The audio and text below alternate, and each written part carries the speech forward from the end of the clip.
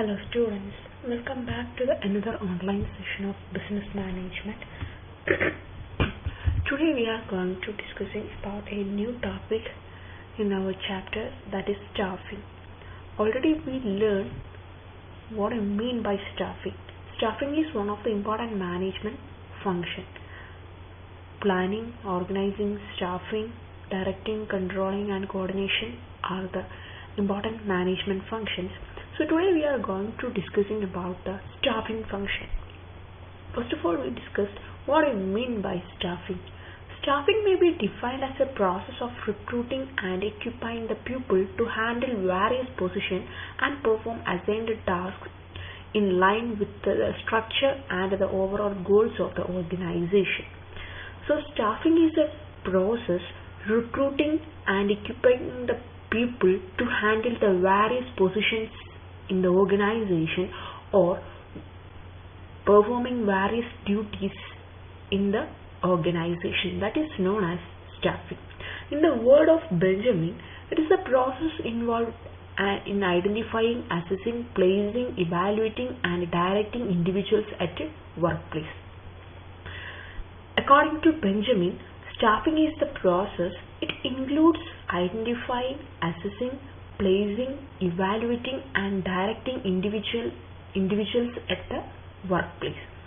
അതായത് കറക്റ്റ് ഒരു വർക്ക് പ്ലേസിൽ ഇൻഡിവിജ്വൽസിനെ ഐഡൻറ്റിഫൈ ചെയ്യുക, അസസ് ചെയ്യുക, പ്ലേസ് ചെയ്യുക, അവരെ ഇവാലുവേറ്റ് ചെയ്യുക, അവരെ ഡയറക്റ്റ് ചെയ്യുക, ഇത്രയും പ്രോസസ്സ് ഇൻക്ലൂഡ് ചെയ്തൊരു ഫംഗ്ഷനെയാണ് നമ്മൾ എന്ത് പറയുന്നത്, സ്റ്റാഫിംഗ് എന്ന് പറയുന്നത്.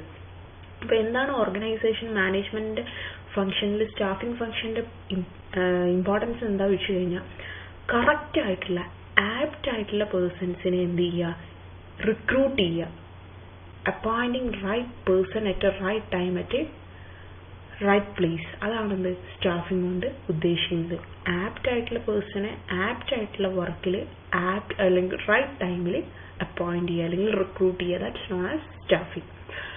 Then the following specific activities are included in the staffing process. എന്തൊക്കെയാണ് സ്റ്റാഫിംഗ് പ്രോസസ്, എന്തൊക്കെയാണ് അല്ലെങ്കിൽ what are the steps in staffing? The first one is identification of areas of specialization to match the nature and mandate of the organization. So first of all, identifying the areas and specialization to match the nature and mandate of the organization. ഓരോ ഓർഗനൈസേഷനിലുള്ള specialisation എന്തൊക്കെയാണ് അല്ലെങ്കിൽ what are areas എന്തൊക്കെയാണ് അല്ലെങ്കിൽ areas of specialisation എന്തൊക്കെയാണെന്നുള്ള കാര്യം എന്ത് ചെയ്യണം, ആദ്യം identify ചെയ്യണം. Then second one, estimation of the future man power requirements. അതുപോലെ തന്നെ നമുക്ക് ഭാവിയിൽ അല്ലെങ്കിൽ ഫ്യൂച്ചറിൽ ആവശ്യമായിട്ടുള്ള മാൻ പവർ അല്ലെങ്കിൽ ഹ്യൂമൻ റിസോഴ്സസിൻ്റെ ആവശ്യം എത്ര ഉണ്ടാവും എന്നുള്ള കാര്യം എന്ത് ചെയ്യണം, നമ്മൾ എസ്റ്റിമേറ്റ് ചെയ്യണം. ആദ്യം ഒരു ഓർഗനൈസേഷനിലുള്ള ഏരിയ ഓഫ് സ്പെഷ്യലൈസേഷൻ ഏതൊക്കെയാണെന്ന് ഐഡൻറ്റിഫൈ ചെയ്യുക. സെക്കൻഡ് സ്റ്റെപ്പ് എന്ന് പറയുന്നത് estimate the future man power requirements. നമുക്ക് നമ്മുടെ ഓർഗനൈസേഷന് ഭാവിയിൽ ആവശ്യമായിട്ട് അല്ലെങ്കിൽ ഫ്യൂച്ചറിൽ ആവശ്യമായിട്ട് വരുന്ന ഹ്യൂമൻ റിസോഴ്സസ്, അതാണ് മാൻ പവർ എന്ന് ഉദ്ദേശിക്കുന്നത്. മാൻ പവർ എത്രയാണെന്ന് എസ്റ്റിമേറ്റ് ചെയ്യുക. Then third one, recruitment. എത്രയാണോ മാൻ പവർ ആവശ്യമായിട്ട് വരുന്നത് അതിനനുസരിച്ചിട്ട് നമ്മൾ എന്ത് ചെയ്യുക, ആൾക്കാരെ റിക്രൂട്ട് ചെയ്യുക അല്ലെങ്കിൽ അപ്പോയിൻറ്റ് ചെയ്യുക. Then fourth one is selection and placement. അതായത് ഒരുപാട് ആൾക്കാരെ നമ്മൾ എന്ത് ചെയ്യും, റിക്രൂട്ട് ചെയ്യും. പക്ഷെ അതിൽ നിന്ന് നമുക്ക് നമ്മുടെ ഓർഗനൈസേഷനിലുള്ള നമ്മുടെ ഓർഗനൈസേഷൻ്റെ ഏരിയ ഓഫ് സ്പെഷ്യലൈസേഷൻ എന്താണോ അതിന് ആപ്റ്റ് ആയിട്ടുള്ള പേഴ്സൺസിനെ നമ്മൾ എന്ത് ചെയ്യണം, സെലക്ട് ചെയ്യണം. അതിനുശേഷം അവരെന്ത് ചെയ്യണം, അവർക്ക് ആപ്റ്റ് ആയിട്ടുള്ള സ്ഥലത്ത് നമ്മൾ അവരെന്ത് ചെയ്യണം, പ്ലേസ് ചെയ്യണം. ഇപ്പോൾ ഒരുപാട് ജോബ് വേക്കൻസി നമ്മളിപ്പോൾ നമ്മുടെ കമ്പനിയുടെ ജോബ് വേക്കൻസീസ് വിളിച്ചിട്ടുണ്ടെങ്കിൽ ഒരുപാട് ആപ്ലിക്കേഷൻസ് നമുക്ക് കിട്ടും. എല്ലാ ആപ്ലിക്കേഷൻസും നമ്മൾ എന്ത് ചെയ്യണം, ആക്സെപ്റ്റ് ചെയ്യണം. ആ ആക്സെപ്റ്റ് ചെയ്തതിൽ നിന്ന് നമ്മുടെ ഓർഗനൈസേഷൻ്റെ ഏരിയ ഓഫ് സ്പെഷ്യലൈസേഷൻ ആവശ്യമായിട്ടുള്ള ആൾക്കാരെ മാത്രം നമ്മൾ എന്ത് ചെയ്യുക, സെലക്ട് ചെയ്യുക. ആ സെലക്ട് ചെയ്ത ആൾക്കാരെ നമ്മൾ എന്ത് ചെയ്യുക, ഓരോ ജോലിക്കും ആപ്റ്റ് ആയിട്ടുള്ള ആൾക്കാരെ നമ്മൾ എന്ത് ചെയ്യുക, പ്ലേസ് ചെയ്യുക. That's known as placement. Then fifth one is performance appraisal. After placing the persons in an organization or after selecting the persons in an organization, the HR manager or human resources manager must analyze the performance of each and every individual in the organization. നമ്മൾ ഇതേപോലെ അവരെ റിക്രൂട്ട്മെന്റിലൂടെയൊക്കെ നമ്മൾ എംപ്ലോയീസിനെ select ചെയ്ത് place ചെയ്ത് കഴിഞ്ഞാൽ ആ ഓർഗനൈസേഷനിലുള്ള ആൾക്കാരുടെ അല്ലെങ്കിൽ അവരുടെ നമ്മൾ അപ്പോയിന്റ് ചെയ്ത ആൾക്കാരുടെ പെർഫോമൻസ് എങ്ങനെയാണെന്ന് നമ്മൾ എന്ത് ചെയ്യണം, മെഷർ ചെയ്യണം. That's the stage of performance appraisal. Then 6th one is placing and training. അവർക്ക് ആവശ്യമായിട്ടുള്ള, അതായത് അവരുടെ സ്കിൽ അല്ലെങ്കിൽ ജോലി ചെയ്യാൻ ആവശ്യമായിട്ടുള്ള ട്രെയിനിങ്ങും കാര്യങ്ങളൊക്കെ നമ്മൾ എന്ത് ചെയ്യുക, കൊടുക്കുക. That's known as training. Then staffing function. Next topic is staffing function. Staffing function involves manpower planning, recruitment, selection, training and development and performance appraisal. അപ്പോൾ നമ്മൾ ഇത്രയും സ്റ്റാഫിങ്ങിൻ്റെ സ്റ്റെപ്സ് എന്തൊക്കെയാണെന്ന് പഠിച്ചു, അല്ലെങ്കിൽ പ്രോസസ്സ് എന്തൊക്കെയാണെന്ന് പഠിച്ചു. അപ്പോൾ ഈ സ്റ്റാഫിംഗ് എന്ന് പറയുന്ന ഈ ഒരു മാനേജ്മെൻറ്റ് ഫംഗ്ഷന് ഒരുപാട് ഇമ്പോർട്ടൻസ് ആയിട്ടുള്ള കാര്യങ്ങൾ ചെയ്യുന്നുണ്ട്. What are the functions involved, അല്ലെങ്കിൽ what are the major aspects involved in staffing function? The first one is manpower planning, that's known as human resources planning. Then second one is recruitment. Then third one selection, and fourth one training and development, and the last one is performance appraisal. The first function, staffing function, is manpower planning. What do you mean by manpower planning? Planning of manpower resources is a major managerial responsibility to ensure adequate supply of personnel at right time, both in terms of their quality, quantity and aptitude. Manpower planning, which is also called HR planning, it consists of putting right number of people at the right place.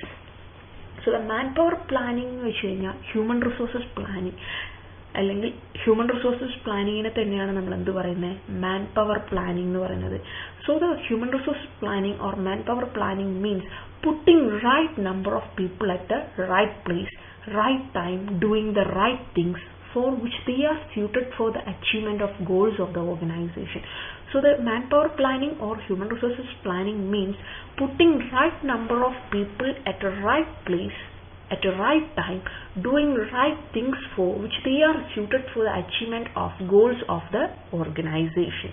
അതായത് നമ്മുടെ ഓർഗനൈസേഷൻ്റെ goals achieve ചെയ്യാൻ വേണ്ടിയിട്ട് right number of പേഴ്സൺസിനെ right പ്ലേസിൽ right ടൈമിൽ, അതായത് right things ചെയ്യാൻ വേണ്ടിയിട്ട് appoint ചെയ്യുന്ന പ്രോസസ്സിനെയാണ് നമ്മൾ എന്ത് പറയുന്നത്, മാൻ പവർ പ്ലാനിങ് എന്ന് പറയുന്നത്. Manpower planning is carried out in set of procedures. The procedures as follows. The manpower planning il kore procedures ഉണ്ട്. First one ആണെങ്കിൽ analyze the current manpower inventory. നമ്മുടെ ഓർഗനൈസേഷനിലുള്ള current man power എത്രയാണെന്നുള്ള കാര്യം നമ്മൾ എന്ത് ചെയ്യണം, analyse ചെയ്യണം. Then second one is marketing future man power forecast. Future man power forecast നമ്മൾ എന്ത് ചെയ്യണം, മാർക്കറ്റ് ചെയ്യണം. Then third one developing employment programmes. ഒരുപാട് എംപ്ലോയ്മെന്റ് പ്രോഗ്രാംസ്, എംപ്ലോയ്മെന്റ് ഓറിയന്റഡ് ആയിട്ടുള്ള പ്രോഗ്രാംസ് നമ്മുടെ ഓർഗനൈസേഷനിൽ നമ്മൾ കണ്ടക്ട് ചെയ്യണം അല്ലെങ്കിൽ ഡെവലപ്പ് ചെയ്യണം. Then last one design training programmes. എംപ്ലോയീസിന് കൊടുക്കാൻ ആവശ്യമായിട്ടുള്ള ട്രെയിനിങ് പ്രോഗ്രാംസ് എന്ത് ചെയ്യണം, ഡിസൈൻ ചെയ്യണം.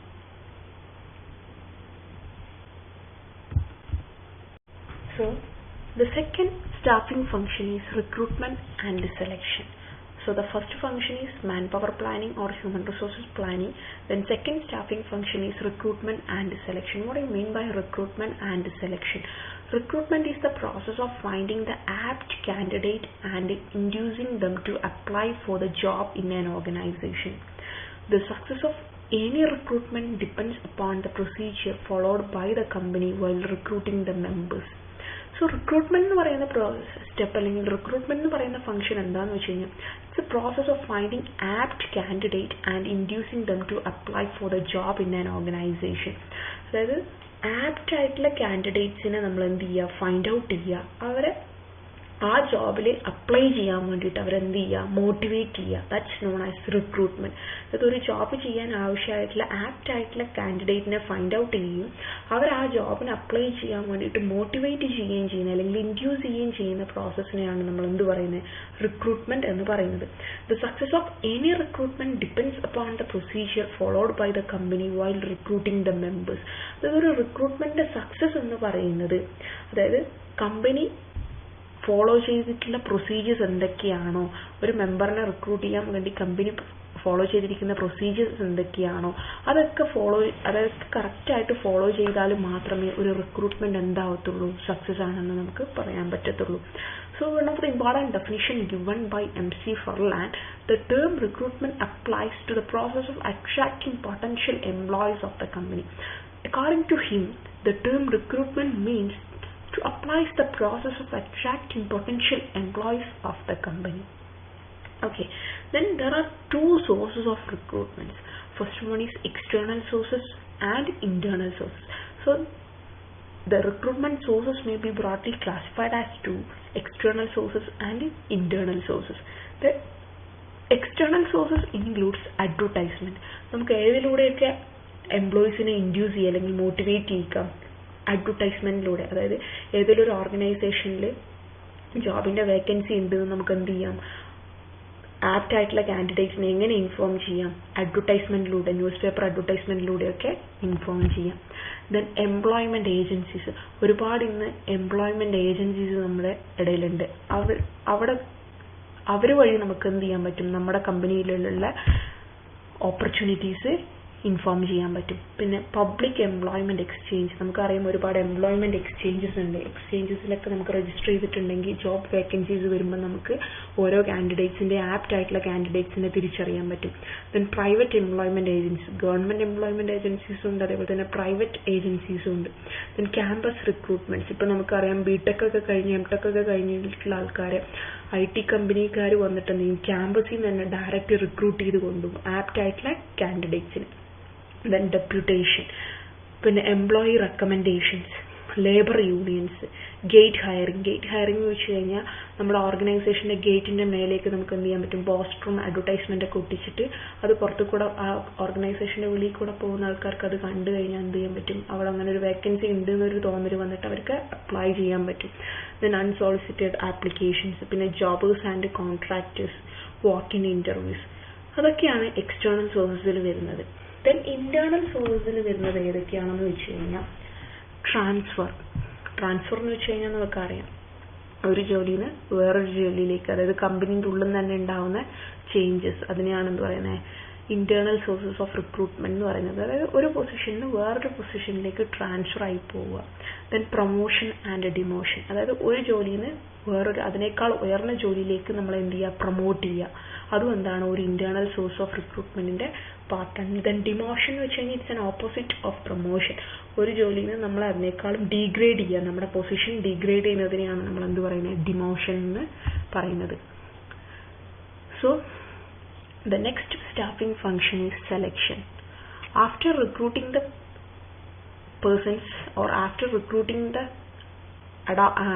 apt candidates in an organization, the next step is selection, which is the process of adopted by an organization to select adequate number of persons who are fit for the job.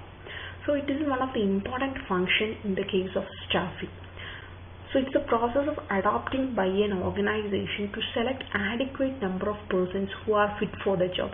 നമ്മുടെ ഓർഗനൈസേഷനിലുള്ള job ചെയ്യാൻ fit ആയിട്ടുള്ള ആൾക്കാരെ അല്ലെങ്കിൽ fit ആയിട്ടുള്ള adequate number of പേഴ്സൺസിനെ select ചെയ്യുന്ന പ്രൊസീജിയറിനെ അല്ലെങ്കിൽ ആ ഒരു പ്രോസസ്സിനെയാണ് നമ്മൾ എന്ത് പറയുന്നത്? സെലക്ഷൻ എന്ന് പറയുന്നത്. Selection procedure starts with the end of the recruitment.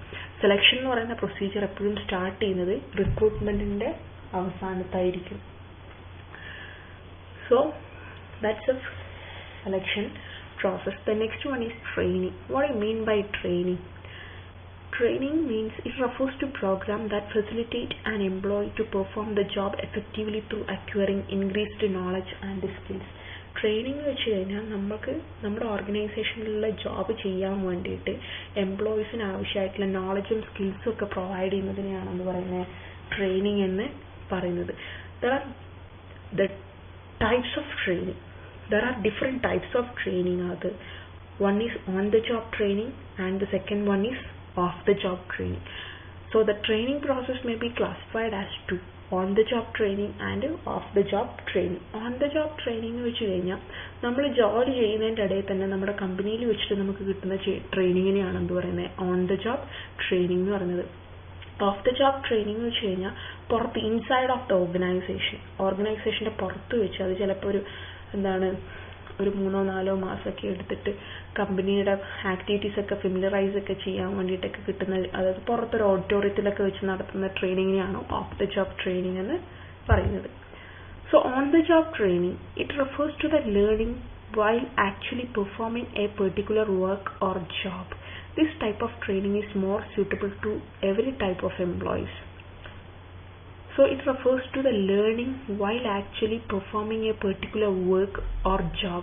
അതായത് എന്തെങ്കിലും ഒരു പെർട്ടിക്കുലർ വർക്ക് അല്ലെങ്കിൽ ഒരു ജോബ് ചെയ്യാൻ വേണ്ടിയിട്ട് നമുക്ക് കിട്ടുന്ന ആ ഒരു ട്രെയിനിങ്ങിനെയാണ് നമ്മൾ ഓൺ ദ ജോബ് ട്രെയിനിങ് എന്ന് പറയുന്നത്.